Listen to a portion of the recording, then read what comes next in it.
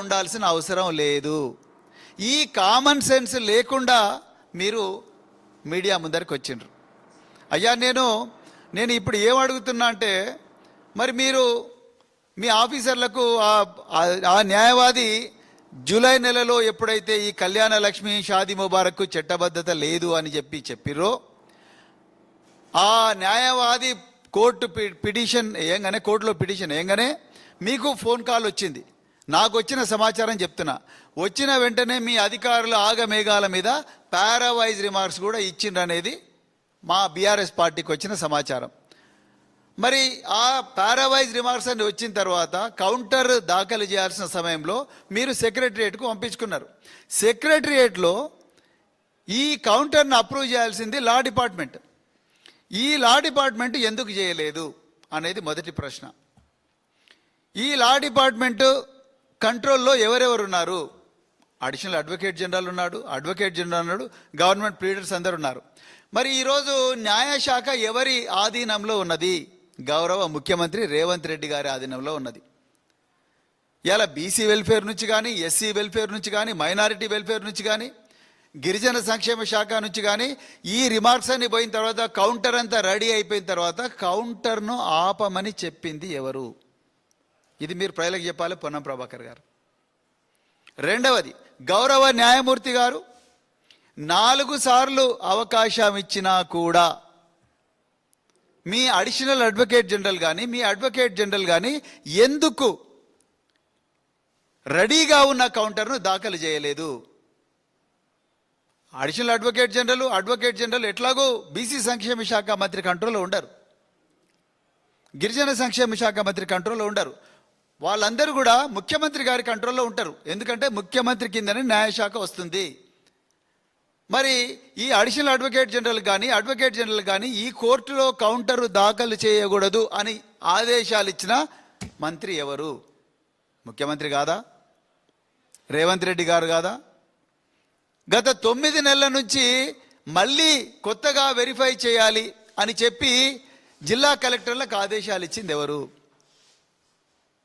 Paper మీద ఏమి ఉండవు, కానీ వీళ్ళెవరు ఆ పని చేయడం లేదు. అడిషనల్ అడ్వకేట్ జనరల్ ఎందుకు కౌంటర్ దాఖలు చేయలేదు? నేను చెప్పిన ఈ 162వ అధికరణం కింద ప్రభుత్వానికి సంపూర్ణమైన అధికారాలున్నాయి.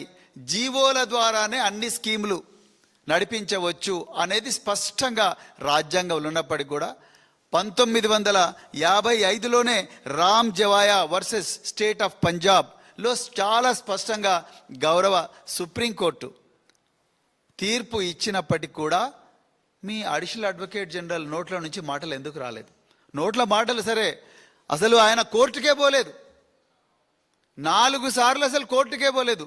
అందుకొరకే ఈ రాష్ట్ర చరిత్రలో, తెలంగాణ రాష్ట్రమే కాదు, ఆంధ్రప్రదేశ్ రాష్ట్ర చరిత్రలోనే, ఉమ్మడి ఆంధ్రప్రదేశ్ ఇప్పుడు వచ్చిన తెలంగాణ చరిత్రలో ఎన్నడూ లేని విధంగా 8 జీవోల మీద హైకోర్టు స్టే విధించింది. నేను ఒక ప్రశ్న అడుగుతున్నా. 2021వ సంవత్సరంలో కూడా వాచ్ వాయిస్ అనే ఒక స్వచ్ఛంద సంస్థ, ఆనాడు కేసీఆర్ గారి మస్తిష్కం నుంచి వెలువడ్డ మరొక విప్లవాత్మకమైన పథకం దళిత బంధు.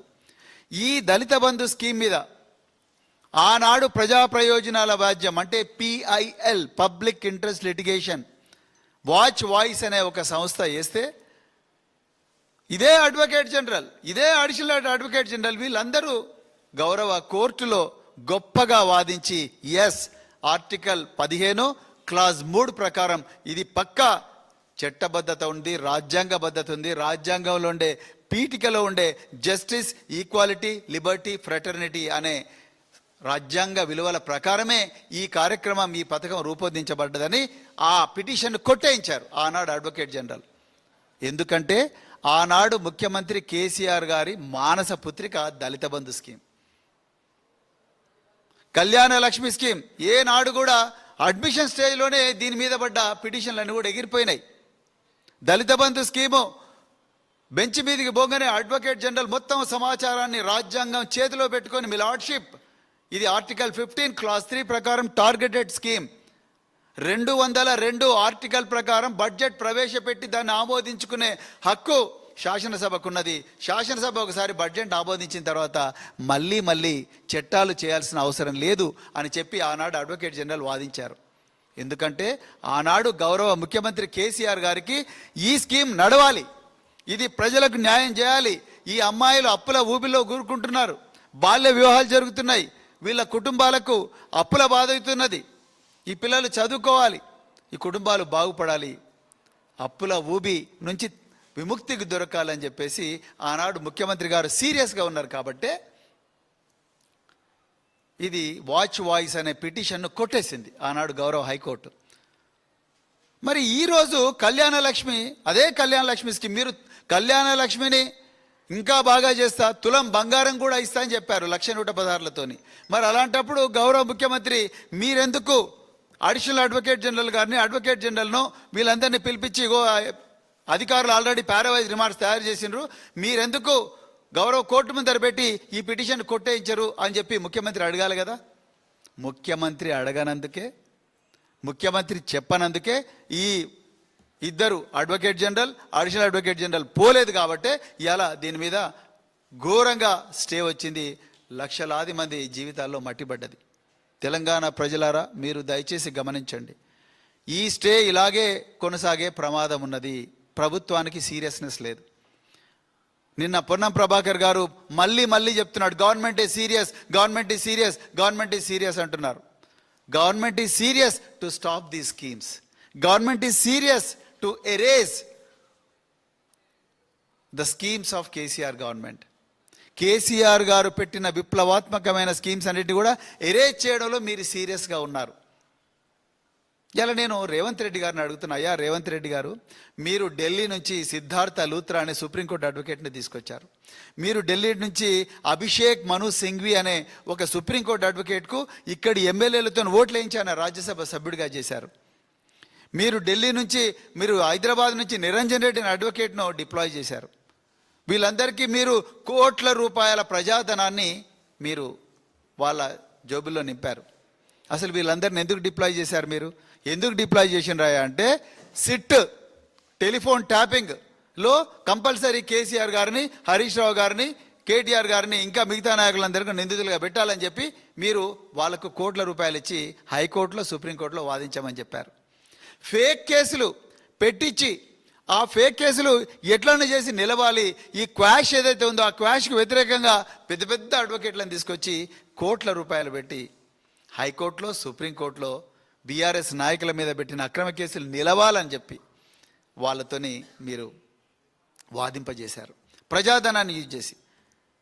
నిజంగా ఆ శ్రద్ధలో కనీసం 10% మీరు ఈ కళ్యాణ లక్ష్మి మీద పెట్టిన ఆ ఖర్చులో 10% పెట్టినా కూడా ఈరోజు ఈ స్కీమ్ నిలిచేది.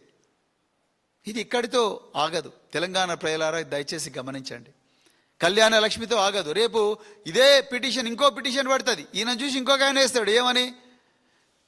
ఆసరా పెన్షన్లకు కూడా చట్టబద్ధత లేదని వేస్తాడు, ఈ గృహజ్యోతికి కూడా చట్టబద్ధత లేదని వేస్తారు, మహాలక్ష్మికి కూడా చట్టబద్ధత లేదని వేస్తారు, రైతు బంధుకు కూడా చట్టబద్ధత లేదని వేస్తారు. అన్నిట్ల మీద కూడా స్టే వస్తుంది. రేపు గౌరవ ముఖ్యమంత్రి అంటారు, నేను ఇవ్వాలని ఉంది కానీ గౌరవ హైకోర్టు స్టే ఇచ్చిందని ఇదే ముఖ్యమంత్రి మనందరి ముందర నమ్మబలికే ప్రమాదం ఉన్నది. ఈ ముఖ్యమంత్రితో ఇంకొక డేంజర్ ఉన్నది. ఈయన మొత్తం కూడా బిఆర్ అంబేద్కర్ సచివాలయంలో ఈయన ప్రెస్ మీట్లు పెట్టాడు.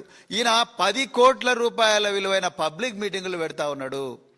ఇప్పటి వరకు దాదాపుగా 20 పబ్లిక్ మీటింగులు పెట్టిండు. ఒక్కొక్క దానికి కనీసం అంటే 10 కోట్ల నుంచి 15 కోట్ల రూపాయల ఖర్చు చేస్తున్నారు. ఆయన ఒక్కటే లక్ష్యం, అటెన్షన్ డైవర్షన్.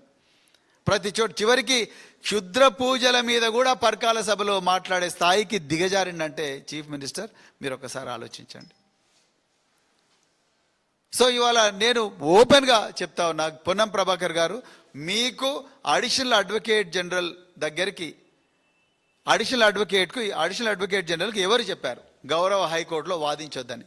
4 సార్లు గౌరవ న్యాయమూర్తి గారు అవకాశం ఇచ్చినా కూడా ఎందుకు అడిషనల్ అడ్వకేట్ జనరల్, అదేవిధంగా అడ్వకేట్ జనరల్ పోలేదు అని ముఖ్యమంత్రి గారు చెప్పారా? మేమైతే బరాబర్ అంటున్నాం, ముఖ్యమంత్రి గారు ఈ స్కీములు బంద్ చేయండి, బంద్ చేసి ఇంకా రేపు పొద్దున ఇదే అడ్డం పెట్టుకొని ఇంకా అన్ని స్కీములు బంద్ చేయండి, వచ్చిన డబ్బులన్నీ కూడా తీసుకుపోయి తన అనుంగానుచరులైన మరి మెగా కృష్ణారెడ్డో లేకపోతే పొంగులేటి శ్రీనివాసరెడ్డో లేకపోతే సీఎం రమేషో వీళ్ళ కాంట్రాక్ట్లకన్నీ తరలించి అక్కడి నుంచి వెనుక నుంచి మొత్తం కూడా మరి డబ్బులు దోచుకోవాలనే పన్నాగంలో భాగంగానే ఈ విధంగా జరిగిందనేదే బలంగా తెలంగాణ ప్రజలందరూ కూడా విశ్వసిస్తున్నారు.